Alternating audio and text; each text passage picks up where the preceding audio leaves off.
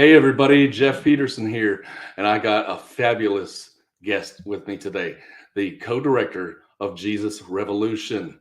Here he is, Mr. Brent McCorkle. How you doing, Brent? Hey man, good to be on. Good to see you. Good to see you. Well, before we talk about this movie, tell us just a little bit about Brent. Who is Brent? Tell us just a little bio about you first. Oh man, well, I was raised a pastor's kid. Grew up in the church, in a really nurturing, loving environment, and I'm a big Malcolm Gladwell fan. And so, if you watch shows like American Idol, America's Got Talent, a lot of those kids came up in the church because you're able to get your 10,000 hours of practice in a pretty nurturing environment. So I was a piano player and a singer, did dramas, growing up in the church. So I really cut my teeth artistically, being raised in the church in a nurturing artistic environment. And from there, man, I got married pretty young. I was a little bit adrift in college. I switched majors 5 times. And then when I was already working and had a mortgage and a wife and 4 kids, I decided I wanted to be a director. So I started taking some film classes in college and started running out in the weekends with my friends with borrowed cameras. I'd beg and borrow and steal equipment that I couldn't afford, and people would, have pity on me and let me borrow stuff. And I just started making a bunch of short films on the weekend and just chasing my dreams. And 50 shorts later, I would compete in little festivals, and I would win some and lose some and place in some. And every time I went out, I would get a little bit better. I made a lot of bad shorts and eventually made some good ones, but some producers in Nashville saw me and they had a low budget indie they wanted to do, and they thought I'd be the right voice for that. So I got to do my first movie based off all my shorts in 2012. And since then, the overwhelming body of my work has been with John and Andy Irwin, who are over at Kingdom Story Company. I believe this is my 5th or 6th project to work on with them. Cool. And this is my first time. I'm definitely a jack of all trades, and I do many, many different things in the film space. It was my first time in 10 years to come back into the director's seat. And it's been an honor to direct this with John and get to direct for a Kingdom title. It's been a really crazy journey. So that's my really, really fast. No, that's cool. I know. Well, you also are a composer, and you've done scores as well. And you did the scoring for this movie? I did, yeah. That is cool. Yeah, I did for Kingdom. I did 2 documentaries, the Steve McQueen documentary, the Johnny Cash documentary. I scored about 1/3 of the score for Woodlawn, and I did all the score for I Can Only Imagine. That's awesome. So I love music, man. I'm a musician who happens to make films for a living, is what I always say. There you go. Well, in case no one knows, Jesus Revolution is in theaters. Go see it this weekend. Let's take a quick look at it. Hey, Square.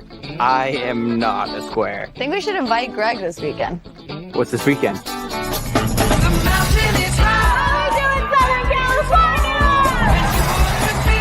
These people are hippies, rebels against old-fashioned authority.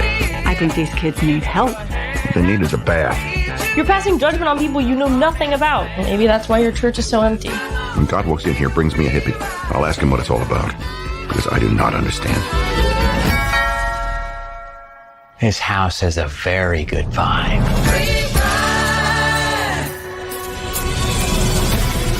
There is an entire generation searching. Slow down, man, slow down. Just in all the wrong places. If you want to reach my people, you need to speak to them in a language they understand. If I bring them in, I'm going to lose my job. We can only walk through doors open to us. In your church, that's a door that's shut. Probably noticed we have some guests here today. I'd like you to meet my new friends.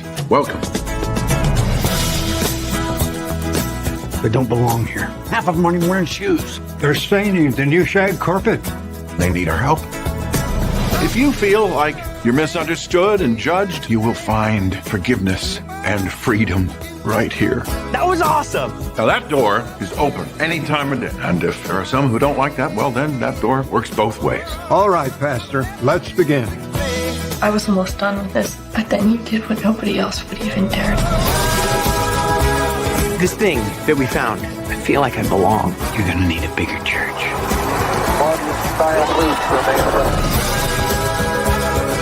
Our country is a dark and divided place, but now there's hope, and it's spreading. This is your home, and I want you to tell all your friends about it.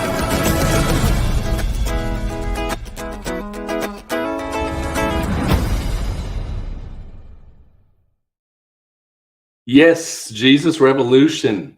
It is incredible. I have to tell you, when my wife and I went to see it last night, it is awesome. You have to see it. It's almost like you, and I know people have said this, you take a time travel back to the 70s.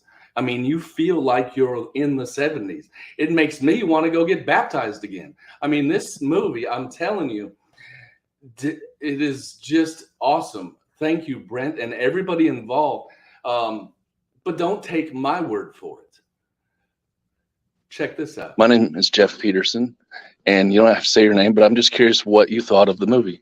I'm Joanna, and I thought the movie was awesome, and I'm going to share it with myself. Awesome. Oh, yeah, we definitely. I showed her about Lonnie before we came here. We had a friend that got touched by him, by Lonnie. So we had to come see the movie. Oh, wow. That's so cool. Really neat. So cool. Thank you all. Bless just a lot. Thanks so much. You bet. And what did you think of the movie? I thought it was outstanding. They did a great job. Great job. It's not really ironic, but it's typical. Youth and young folks are trying to feel something that they can't feel back then in the late 60s and 70s. Same thing that's going on in our world today. Mm-hmm. We've got young kids and youth that are trying to feel something that only God can feel. But love to have a Jesus. What they call it, Revolution. Yes. Oh, that'd be phenomenal. Yes, it was. I know the volume wasn't great, but the reaction from other moviegoers last night, it was all the same. Awesome. It's incredible. It touched me. And it did. That's the kind of movie we need more of. And I would encourage anybody, see it this weekend. And Brent, and I know if you know anything about movies, why is the big deal to go see it on opening weekend? I know, but tell us, why should we go see it on opening weekend? Yeah, it's crazy. Filmmaking it's a completely capitalistic, it's financially driven. It's so funny. I was told this as a kid, because I'm an artist through and through, the business part of it's really hard for me, but like someone criticized me, like, hey man, it's not show art, it's show business, and you got to know the business side of the thing. So the business apparatus is that it's like a democracy, and you vote. So when you go opening weekend, you're voting, you're not just paying to see a movie, you're actually voting for more content like that. So if a bunch of people go see horror films and put money into that genre, then Hollywood will crank it out. It's like putting money in a vending machine. Yeah. So if people put money, say again? Yeah, it's what sells the best is what keeps coming back. That's correct. And so I always joke, I step on toes a little bit with this, but it's like a lot of people, it's funny. Hollywood gets co-opted into the culture wars a lot. And I think oftentimes unfairly, their God is not the devil, their God is money. And so once you figure that out, you can actually start doing some math and you can actually win. So yeah, if a bunch of people go to Box this weekend, go to the theater opening weekend, and you vote with your money, you're not just paying for to see a cool movie. You're also saying, hey, in the future, from Hollywood guys, I would love to see more stuff like this, and Hollywood will pay attention, and we'll have more opportunities to bring more films like this to the people. So yeah, Box. So opening weekend's important in that regard as well. Yeah, absolutely. And you were able to get a Lionsgate. That had to be, that in itself is awesome in itself, to have Lionsgate back you. That's awesome. Yeah, I gotta ask you, what is it like to work with Kelsey Grammer and Jonathan Roumie? You got some big actors right there. That is awesome. Yeah, my wife and I predicted this 15 years ago. I'll dote on Jonathan for a minute, but we predicted that there would actually be inside the Christian entertainment or the Christian faith movie space, there would be organic stars that arose and kind of came up through the ranks. And I believe Jonathan Rumi is the first real faith genre actor to rise up through the ranks. So like in the Army, you can go to officer school and go through a completely different school, and then you just get awarded a platoon and you can be an officer that way, or you can actually come up through the ranks as an enlisted officer and continue to be decorated, and your ranking goes up until you organically end up being an officer. And Jonathan, man, just paid his dues out there, with the Chosen and everything. So he is a formidable actor. He is incredible. I would put him up against anybody in Hollywood. He's just he's an A-list actor. His chops are amazing, and the things that he did to prepare himself for this role and to immerse himself in Lonnie. He lost 20 pounds. He got a dialect coach. He demanded that his hair be colored like 3 times. And I think the second time it still wasn't there. And he said, "Guys, I'm getting ready to go to Sally Beauty Supply and get a hair coloring kit. Like my hair has to look like, like Lonnie." They're like, "Whoa." So, they were afraid of that. So they paid a third time to, and in all fairness to him, his hair wasn't right. And, the third time they got it right. And so, but he was just very, very protective of Lonnie. And when he would talk to me about Lonnie, tears would come up in his eyes, and he just loves Lonnie and cares about him. And it was just a very beautiful dedication to a role that I'd never really seen before. And he's actually a very funny, incredibly wonderful guy. He's a friend. That's cool. I've been with him to his church and cried with him. He's a hardcore Catholic and loves Jesus, man. And just an incredible, incredible human being. And then Kelsey, he's a legend. He's a national treasure. When he walked on to Jimmy Fallon to promote the movie a couple of weeks ago, he got a standing ovation before he even sat down. Like, people love Kelsey, and he's like a national treasure, man. But anyway, I inherited him at a time where he's just walking a very, very deep spiritual walk, and so I knew he'd be funny. I knew he would have the big, grandiose, a commanding presence, and he did. But the quiet, the stillness, the vulnerability, just the 10,000 words behind his eyes when we would just be on a close-up of him. It's amazing, man. He's an artist and a genius. And he's won 5 Emmys, and, he could have come on set and thrown his weight around and made everybody feel small around him, but it was the opposite, man. He's just a very humble, beautiful human being. And it's amazing to call him a friend and to see what he did with this role. His wife told him it's the best thing he'd ever done, and I actually agree. I think it's the greatest. I think it's the performance of a lifetime, honestly. Absolutely. Well, both those two characters, and before it drives my wife nuts, but I research everything to death. And I was watching original clips of Chuck Smith and Lonnie Frisbee, and I'm like, they nailed it so good. So good. And I encourage anybody to check it out out there. They nailed it. It wasn't Jonathan Rumi from The Chosen. It was Lonnie Smith. He embarked that character completely. It was, and Kelsey Grammer, he wasn't Frazier. He wasn't Kelsey. He was Chuck Smith. And you totally, it was a roller coaster ride, but you believed it. It was so believable, so much to it. What was your favorite scene that you directed? My favorite scene that I directed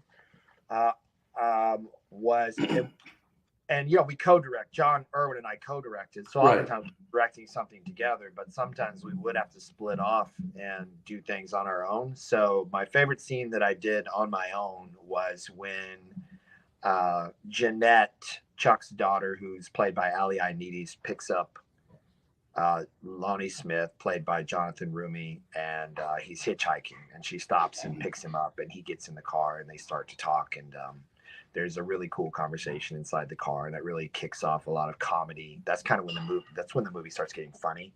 And I just loved working with them that day. They were both just ready to work, and I had the main DP with me. He had kind of set everybody else up on the other scene, and he came to be with me. So we just had a great morning shooting that, and it was really fun. And I loved how the scene turned out. She's singing a really awesome scene in the car as she's driving, a really awesome song rather in the car while she's driving before she meets Lonnie. So yeah, that was my favorite day of shooting for sure. My favorite That's scene. cool. The scene that I love most in the film is when Chuck decides to let the hippies into the church, and he's washing the feet of the hippies because his church board basically wants to kick them out. And it brings tears to my eyes every time I see it. It's just a very, very beautiful, very, very beautiful portrayal of the love of Christ. And yeah, I've probably seen the movie hundreds of times, just working on it as a director and helping get it.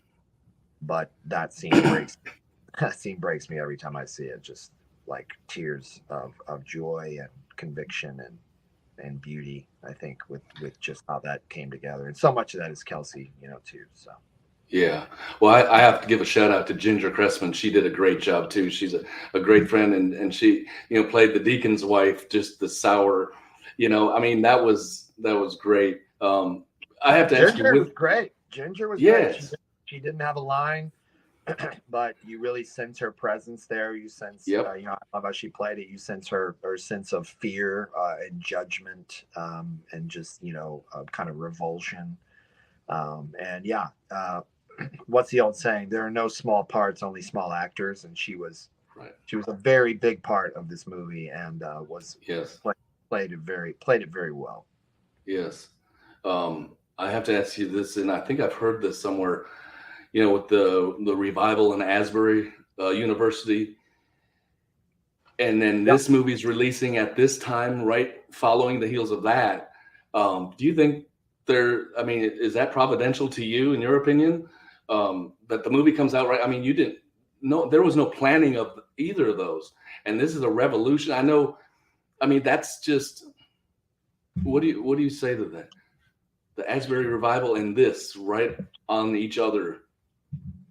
I think what I've seen and heard of the revival, I think it's something very important. One of the articles I read, it said that they're purposefully staying out of politics. It's just a return to God, and like searching their hearts for a deeper meaning, and ejecting out of a lot of the kind of what going to church has become. So I think the first thing I read was really kind of an excoriation of church as a brand, or church as an event, church as an experience. It's like, no, we need to get back to like experiencing God and get back to the love of God. And so I think anytime we can stop our lives and have a return to God, and I mean, they're stopping their college classes that they're paying thousands of dollars, to be at class. I mean, so it's obviously important, but I think culture, history repeats itself. We move in cycles, but I definitely think like the wheel is falling off the wagon once more, in the church, outside the church. Just the amount of hatred and vitriol, and everybody screaming at each other in all caps, and Americans against Americans, and viewing people who don't agree with you as an enemy, and we're just in a bad place. And so I think kind of like this movie back in 1969 and 70. Yeah, it's nearly identical. Yeah. So I think that these students stopping and just trying to return back to the center of the thing. There's more important things in life than college classes. There's more important things in life, believe it or not, than your political persuasion. And fighting your political opponents. And so yeah, man, I don't know. I feel like it feels like a mosaic kind of clicking into place. And it feels like maybe the mosaic is like a map to getting us out of a lot of this territory that we're in now. That's just, everybody's sick of it, man. Like I'm sick of the hate, you know. Yeah. So I love that our movie is just so kind and it's gentle and it's like uplifting, it's buoyant, it's fun. It makes you cry, it touches your heart, but at the same time, in all of that, we are asking some hard questions, I feel like. And I think if people will get honest with themselves and try to maybe look in their own mirror, as I am right now as well, and you know, ask the hard questions, man. I think we could really have a return to something beautiful. I love the brief moment in time where these disparate groups of people like come together under this banner of Christian love and find a place of belonging in, you know, in the most unlikely of places, which was this really square, conservative, evangelical church, you know, that actually turned into a sanctuary and a beacon for a lot of hurting kids at the time. And so if you look at the church today, it's really not that for this generation of kids. Like if you ask them, it's like, you know, list 10 safe spaces that you would go to if the bottom fell out of your life. You know, a lot of the kids wouldn't put the church on that list. So I think that's sad. I think in the past, the church has been, I mean, the whole idea of the word sanctuary comes from a safe place, a bastion of hope, a place that you could go to, you know, to find shelter from the storm, and spiritually and otherwise, right? You know, materially too, because people find themselves down on their luck, and there are, you know, and it's tough to talk about the church at large because there's people out there doing beautiful work at the same time. Right. So it's hard to put everything into one basket, but I do feel like everybody's ready for a revolution.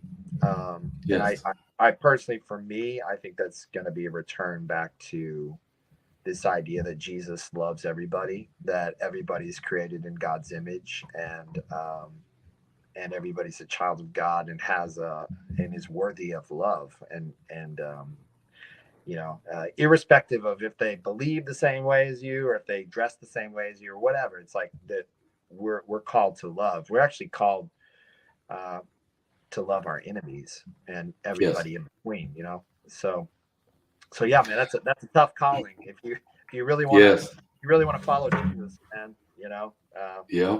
So what do you want people to take away from this movie? How do you want them walking out of the theater to feel? I want them to feel loved, number one. Whatever you believe about the Holy Spirit or the Spirit, you know, different people from different walks of life would say that a different way. But I would love for people to feel the Spirit, and in that love and that Spirit, I do hope that there's maybe some evaluation and soul searching and asking, like, how can I be the love of God to this generation, like I'm on the planet right now in this time, 2023. How can I be love to the world right now where I'm at? And honestly, man, if you got serious about that question, you probably find that most of your answer would be outside the walls of the church. Yeah. Well, I have to tell you, this movie I think it's going to be revolutionary myself. You know, if you want to go see this movie, check out the website. I have scrolling at the bottom, JesusRevolution.movie. See where the theater is playing near to you. And if you're watching this on YouTube or Facebook, give me a like, hit subscribe, make a comment. This movie is really, let's hit it this weekend. It is a great movie. And like I said, thank you, Brent, for coming on and taking time out of your busy schedule for me in my little world here. I really appreciate it. And we'll be looking for more work that you're doing soon. Man, thanks for having me on. It's been great to speak with you. And man, you worked really hard on like all those graphics and just queuing everything up, man. That's really cool. And I'm sure everybody is very appreciative of like the little extra touches you put on your podcast. So thanks for talking to me, man. And absolutely. Thank you. Thank you for going to see the movie early too. That means a lot to us, man.